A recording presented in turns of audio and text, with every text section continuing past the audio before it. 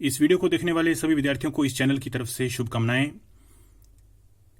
इस वीडियो में हम आर्टिकल से संबंधित प्रैक्टिस सेट 5 लेकर आए हैं। विद्यार्थी इससे पहले के प्रैक्टिस सेट्स भी देख लें। विद्यार्थी ध्यान दें कि ग्रामर और वोकैबुलरी से संबंधित अन्य वीडियोस देखने के लिए वे हमारे चैनल के प्लेलिस्ट में जाकर कैटेगरी वाइज अपनी पसंद के अनुसार अलग अलग वीडियोस देख सकते हैं। और जिन विद्यार्थियों ने हमारे चैनल को सब्सक्राइब नहीं किया है वे वीडियोस देखने के लिए हमारे चैनल को सब्सक्राइब कर लें ताकि उन्हें ठीक समय पर नोटिफिकेशंस मिल सकें। तो आइए शुरू करते हैं आर्टिकल से संबंधित प्रैक्टिस सेट 5। इसमें कुछ क्वेश्चंस दिए गए हैं, नीचे ऑप्शंस हैं, हमें ठीक ऑप्शन को चुनना है। Question number 1, blank girl in green dress is my daughter. Blank girl in green dress is my daughter. Green dress में जो लड़की है वह मेरी बेटी है। यहां गर्ल विशेष है जिसने ग्रीन ड्रेस पहनी हुई है। तो यहां ऑप्शन में से हम चुनेंगे सी। तो ब्लैंक में लगेगा the girl in green dress is my daughter. तो यहां दी लगेगा। क्वेश्चन 1 का जो आंसर होगा वो होगा सी। डी लगाएंगे यहां ब्लैंक में। क्वेश्चन नंबर 2 देखते हैं। She is blank BA but her brother is blank MA। विद्यार्थी ध्यान दें कि ब्लैंक के बाद BA है और BA बोलते समय हम कॉन्सोनेंट साउंड देख रहे हैं तो यहां A लगेगा। और MA को बोलते समय वावल साउंड हम देख रहे हैं शुरू में तो यहां N लगेगा। A और N, तो she is a BA but her brother is an MA। Question number 2 का जो आंसर है वो है B, A और N। देखिए A और N का प्रयोग सिंगुलर काउंटेबल नाउन से पहले होता है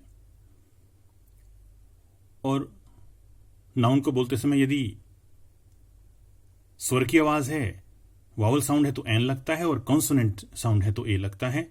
ये संकेत है विद्यार्थियों के लिए। तो क्वेश्चन नंबर 2 का जो आंसर है वो है B, A और N। क्वेश्चन नंबर 3 देखते हैं। He can run 7 kilometres blank hour. Hour को बोलते समय स्वर की आवाज है, वावल साउंड है, N लगेगा। क्वेश्चन नंबर 3 का जो आंसर है वो है D, N। क्वेश्चन नंबर 3 का आंसर D, N। ब्लैंक में N लगाएंगे क्योंकि आवर को बोलते समय शुरुआती आवाज स्वर की वावल की है तो N लगेगा। क्वेश्चन नंबर 4 देखते हैं। What blank pity doll. Structure देखिए, सेंटेंस के अंत में साइन ऑफ एक्सक्लेमेशन है, इधर व्हाट है तो यहां ए आना चाहिए। What a pity doll. Question number 4 का जो आंसर होगा वो होगा D, A। क्वेश्चन 4 का आंसर है D, A। What a pretty doll. Question number 5 देखते हैं।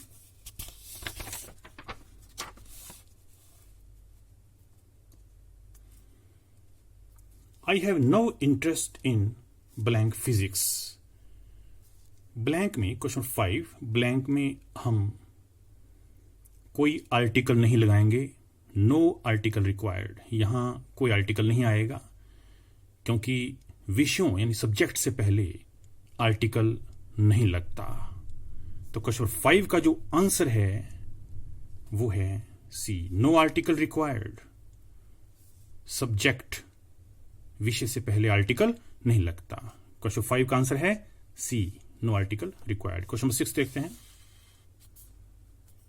Blank gold of Anil ring is not pure.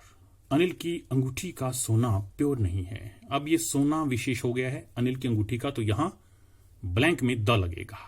The gold of Anil's ring is not pure. Question number 6 का जो आंसर होगा वो होगा ए, दी। क्वेश्चन 6 का आंसर है A, the gold of Anil's ring is not pure. Question number 7 देखते हैं। Kalidas was blank Shakespeare of India. Kalidas was blank में हम लगाएंगे the. Kalidas was the Shakespeare of India, यहां द लगेगा। क्वेश्चन नंबर 7 का जो आंसर है वो है सी द। देखिए, इस प्रकार के वाक्यों में यहां हम देख रहे हैं शेक्सपियर, लेकिन द लगाने से ये कॉमन नाउन बन गया है। यहां मतलब हो गया है कालिदास भारत के एक विख्यात कवि थे। तो इस प्रकार के सेंटेंसेस में हम प्रॉपर नाउन से पहले द लगाएंगे और ये कॉमन नाउन का काम करने लगेगा और इसका अर्थ कुछ अलग हो जाएगा। तो Kalidas was the Shakespeare of India. Question number 7 का जो आंसर है वो है सी। क्वेश्चन नंबर 8 देखते हैं। We like blank cricket. We like blank cricket. Blank में कोई आर्टिकल नहीं लगेगा। क्वेश्चन नंबर 8 का आंसर है ए, नो आर्टिकल रिक्वायर्ड। कोई आर्टिकल नहीं आएगा क्योंकि खेल, धातु और पदार्थ, जो गेम स्पोर्ट्स हैं, धातु मेटल्स, कोई पदार्थ हैं, मटेरियल, उनके नाम से पहले आर्टिकल नहीं लगता आमतौर से।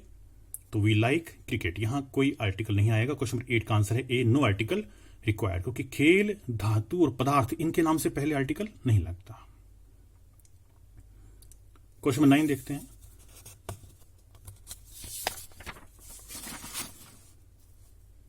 He is blank stronger of the two boys।